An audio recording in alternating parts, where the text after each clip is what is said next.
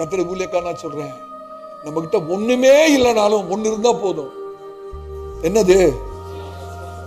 உறுதியான விசுவாசம். எனக்கு தெரியும் ஒரு கர்த்தருடைய ஊழியக்காரர்.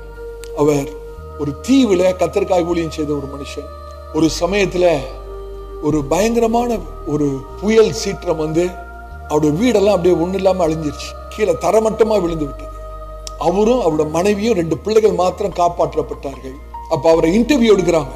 சொல்றாங்க, பிரதர், நீங்க ஆண்டவருக்காக ஊழியம் செய்யறன்னு அந்த தீவுக்கு போனீங்க, இப்ப எல்லாத்தையும் இழந்து நிக்கிறீங்க, இப்ப உங்களோட விசுவாசம் ஆண்டவர் மேல எப்படி இருக்கு அப்படின்னு கேட்டப்ப அவர் சொல்றாரு, உண்மைதான், எல்லாத்தையும் இழந்துட்டேன், ஆனா ஒன்ன என்னாலும் இழக்க முடியாது, எதுவும் என்னிடத்துல இருக்கிறது இழக்கப்படவும் முடியாது.